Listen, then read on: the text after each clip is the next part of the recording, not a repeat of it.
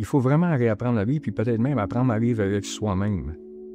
Moi, c'est François, j'ai 59 ans, j'habite le relais de la rue.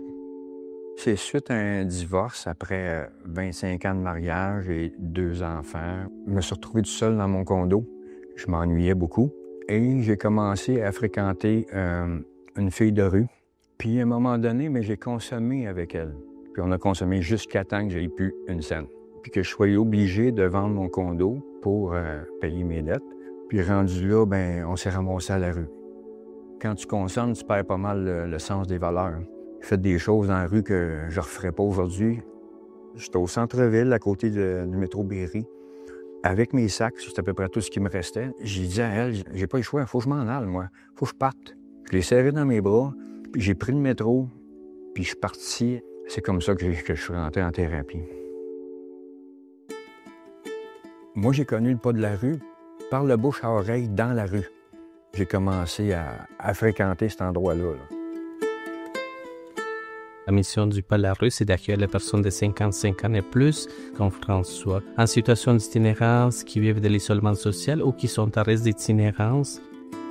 Nous, on a le programme Relais, qui est composé de 8 logements transitoires. On m'a offert un appartement. Il me restait 1 semaine et demie à faire de thérapie. J'étais vraiment content d'avoir une place. Ça me permet à des personnes d'avoir accès à un intervenant pendant 2 ans pour établir des objectifs réalistes pour la personne. Il faudrait apprendre à cuisiner, à entretenir les logements, avoir un budget. C'est une façon de permettre à la personne de se reconstruire. Toutes ces choses-là, les petites choses de la vie qui fait que tu réapprends à vivre tranquillement. On a un centre de jour où on peut aller déjeuner et dîner. Ils ont des activités qu'on peut faire.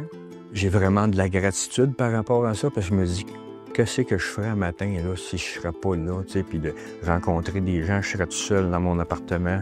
On devient une petite famille un petit peu, là. Il faut être sensible à la situation actuelle, puis pour quelqu'un qui vit en situation d'itinérance, c'est un regard qu'il faut les donner à ces personnes-là, puis rendre visible ce qui est déjà visible et qu'on veut des fois effacer. Puis c'est en les voyant qu'on va réussir à leur donner la place pour pouvoir les aider. Ils veulent avoir de l'aide, mais ça prend un regard puis un bonjour. J'ai 4 ans d'abstinence, là, puis ça peut être le combat d'une vie. J'ai repris contact tranquillement avec mes enfants. Je vois mon garçon toutes les semaines. Ma fille aussi, je la vois régulièrement. Je suis devenu grand-papa. Puis ça, je suis tellement content d'être revenu pour vivre ces moments-là. Là, c'est incroyable. Ça en a pris du travail, ça en a pris du chemin à ne pas avoir peur de m'exposer. Ça, c'est des choses que j'apprends. J'avais tellement peur de ne pas être aimé, rejeté, abandonné.